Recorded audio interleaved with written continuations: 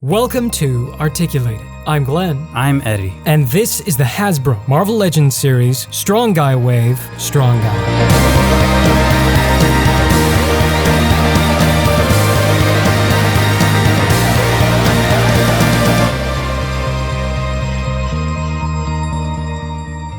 Strong Guy, aka Guido Corcella, was created by writer Chris Claremont and artist Bill Sienkiewicz in 1985's New Mutants number 29.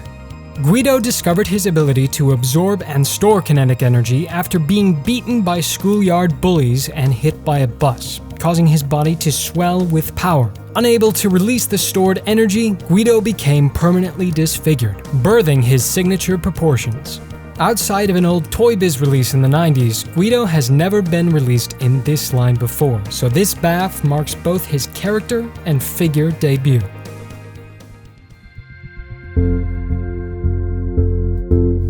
After you've collected all 7 figures, all that's left to do is connect everything together. First, attach the front and back torso together. Then, the left and right legs. Next, the left and right arms. And finally, the head. Bada boom, bada bing, you got yourself a Strong Guy figure. Sorry. This version of Guido is based on his appearance in the second iteration of X Factor in the early 90s. Despite the character predating this costume by over 5 years, this is about as classic and iconic as you can get for Strong Guy, outside of his investigations look. This costume beautifully matches the rest of the team, which we'll compare now. Strong Guy stands 7 11/16 inches tall, or 19.5 centimeters, looking perfect next to his teammates Multiple Man from the Apocalypse Wave, along with Havoc and Polaris from the fan channel exclusive box set. For an idea of how he squares up with other X-Team bruisers, here's fan channel exclusive Colossus, Juggernaut, Juggernaut Wave Rogue, and Guido's wavemate, Warpath. Lastly, 80th Hulk. Strong Guy has 100% all new pieces and was sculpted by May Tamturana and Eduardo Trujillo.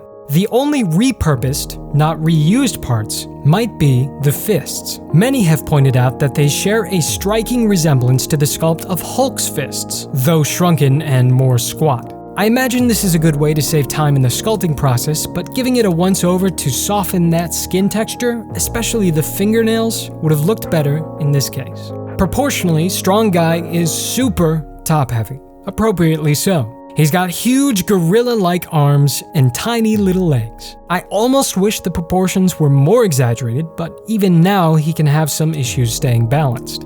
Back to the head, the wrinkles of the skin seem to have survived the molding process rather naturally, and the smile feels genuine. His trademark goggles and spit curl look equally well executed, and are both surprisingly integrated into the sculpt of the head. I have nothing to criticize here. This is a perfect representation of Guido.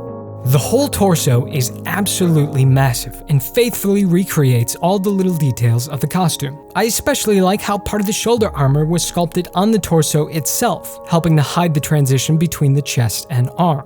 I would have liked some kind of waist articulation. A swivel would have been redundant, but another ball joint or a reverse ab crunch could have been perfectly hidden by the belt. The same could be said about the ankle. Though additional articulation might have made him more unstable, a swivel could have been hidden under the ankle band. It's so satisfying, not only getting a Strong Guy figure in this wave, but one that's perfectly sculpted to match his teammates. I'd wager import companies couldn't do much better.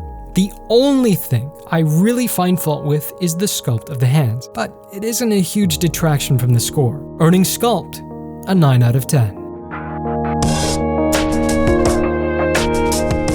Only about 21% of the 24 pieces that make up this figure have some sort of deco applied. That's about 31% lower than average for your typical Build-A-Figure.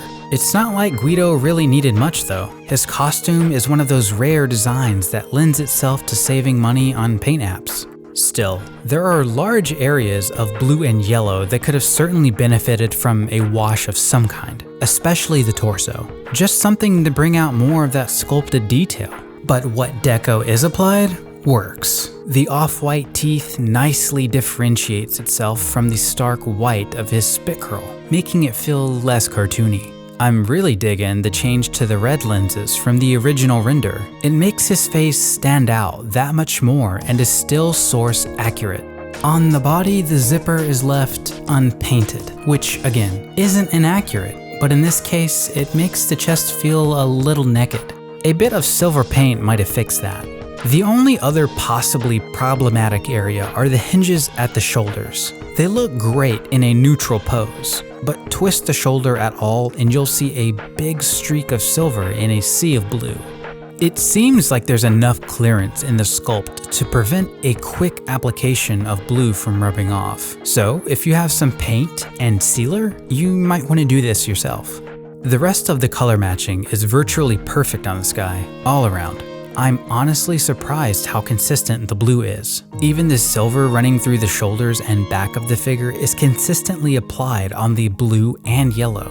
While there's significantly less deco applied on this BAF than others before it, the color matching really helps save the score, earning Deco an average 5 out of 10.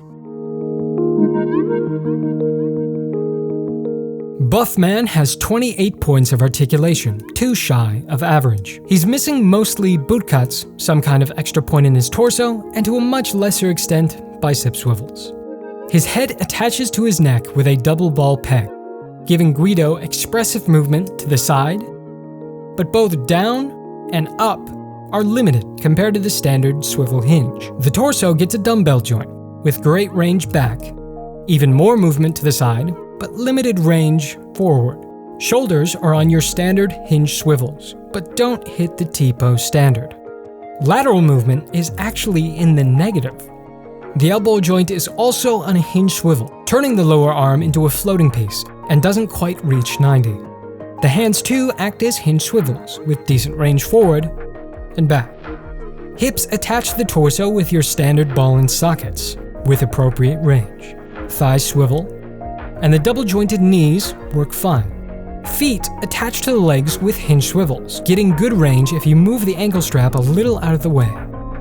I'm generally not a fan of single-jointed elbows, especially when you can't get the range double-jointed can, but in this case, the character is so bulbous that it works here. Otherwise, he is missing a few key points of articulation, and lacking in about half of recorded range of motion.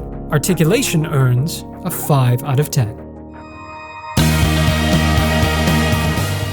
If you've already averaged each segment score, then you know what we're about to say. Just know that we're still very much fans of this figure.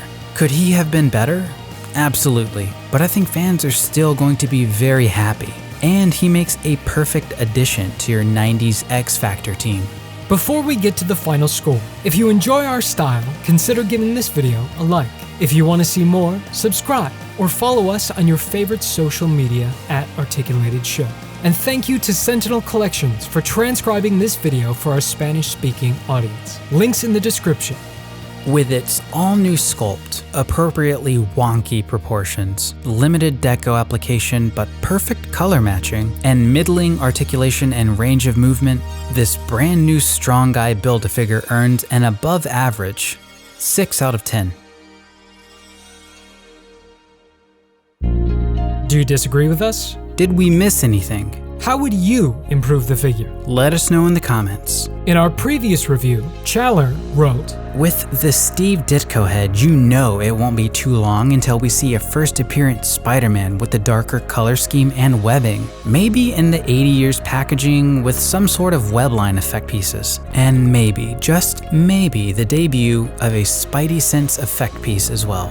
You took the words right out of my mouth and then some. I'm Glenn. I'm Eddie. And we are Articulated.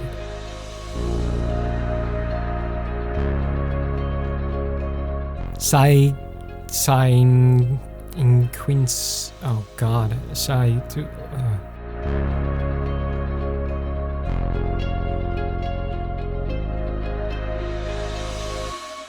Oh yeah, and shout out to Daniel Sellis.